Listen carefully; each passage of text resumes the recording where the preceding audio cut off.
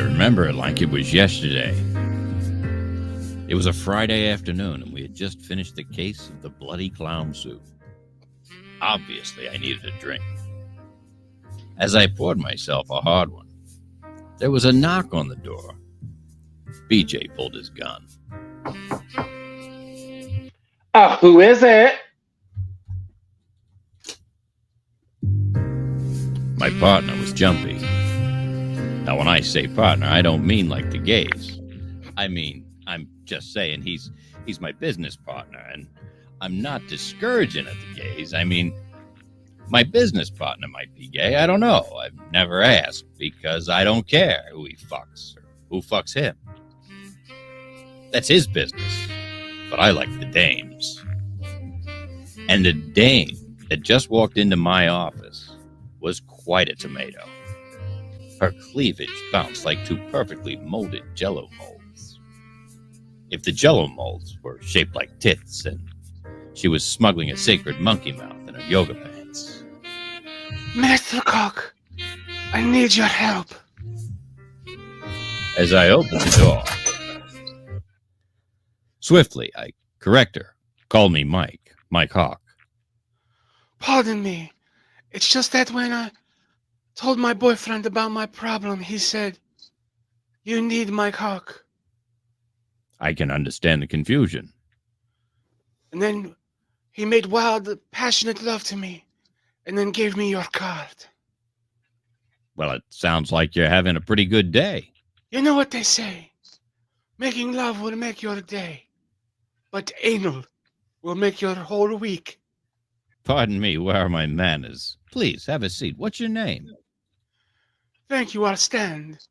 My name is Lady Zabitch. My friends call me Carmen.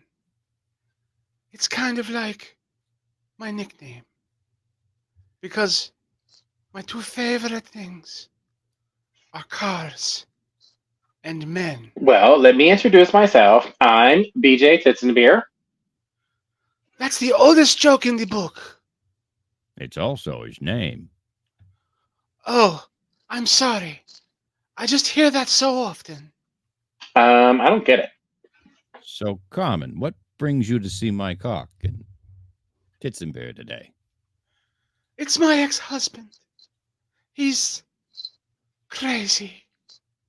Did he drop a herd turd and shitting up your sheets? No, it's weirder than that. I'll never forget the night before. He filed for divorce. I was laying in bed in a negligee with a glass of wine. The door opened, and he skulked into the room, walked up to the foot of my bed. He wouldn't even make eye contact. He just stared at the floor. He holds up one of his ducks from the pond in the backyard and he says, "So this is the pig that I fuck when you have a headache." I gathered myself. I took a sip of wine and said, "What is wrong with you?" "That is a duck." I had never seen him get so angry. As he glared at me and growled, "I wasn't talking to you." Oh, wow, that is crazy. Ducks usually die when you fuck them. I turned my head towards BJ. That's an odd sentence to hear for the first time. It doesn't hit the ears right.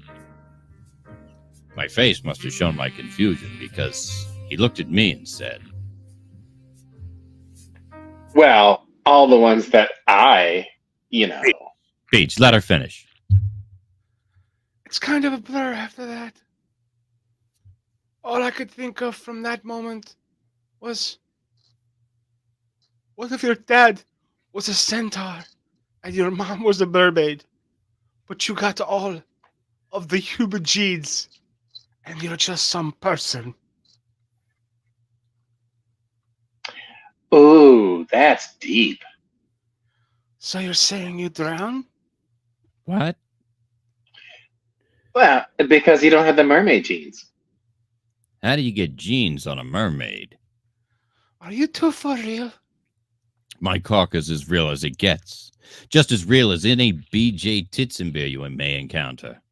I appreciate that, Mike. My cock is all about BJ Titzenbier. Let there be no mistake. My cock will always be where you can find BJ Titzenbier. That said, Carmen Sabish. What else do we know? Easy, Mike. You can't go name calling just because she confused you a little. It's okay, Mr. Titzenbier. Although your bird may feel a little exposed, perhaps flapping in the wind, that is my name, since I've married my third husband, Leif. It was a relief prior to that. I was married to German Baron Dietrich von Frisshammer. Do you mean to say that you're the infamous Baroness von Frisshammer? The famous Farthammer lady from the viral videos?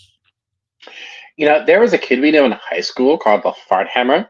He would fill a condom with 9 penny nails and then shove it right up his little... Back to what my cock can do for Miss Farthammer. I mean, bust dick. I mean, Carmen. Mike Hawk and Titzenbier are private investigators. My privates are exquisite, and it's not investigation that I require. So what is it that you'd have us look into? The ass and the duck, you nimrods. Oh, right. So the duck's going into... Oh, no wonder it didn't. Look, donkey show or not, I can't go back to TJ, and BJ has a restraining order out on him. He can't get within 100 miles of Marine Corps Air Station Miramar. So what can you tell us about the duck? That's why I have come to you. Right. My cock runs down the duck for you. That will cost you. There's a retainer, a per diem, and expenses. Money is no object. This is $7,100. I trust this will be a sufficient retainer. Our retainer is $6,900.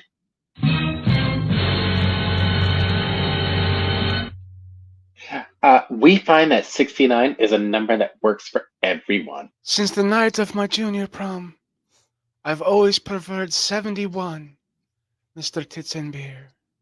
Most people with a preference like 68. Maybe she doesn't like to owe anyone.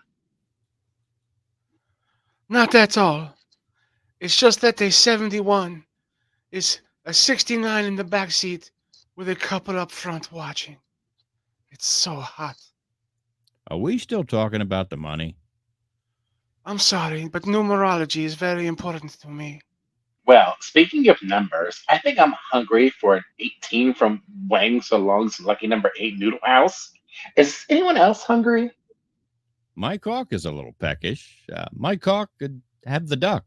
Are you going to look into my ass and duck, or are you going to order lunch?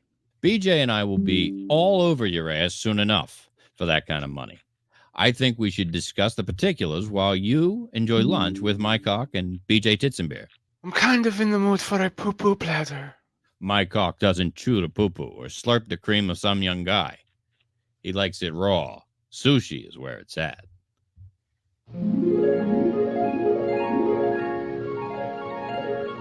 Am I allowed to have a monologue here? I mean, if this is Mike Hawk PI thingy episode, wouldn't the monologues be Mike Hawk's monologues? I hate not knowing. And when we monologue, do we shut off externally? It's an internal monologue. It's only me and the audience. Let's party to do it. These two Nimrods hear it too.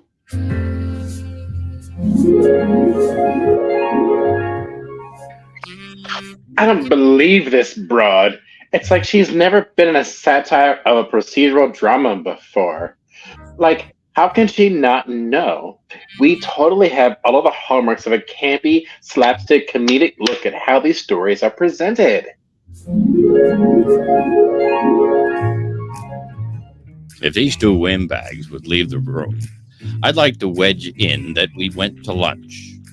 The topic of conversation was the asses we were after for her, and it was the ex-husband. For me, it was hers by way of the ex-husband, and I don't think anyone bothered to find out about the ass that BJ was after. Well, to be honest, I've quite frankly... Save it, Paige. We've got an ass to track. Stay tuned for more Mike Hawk on the Cold Read Theater and the Cold Read Theater Players.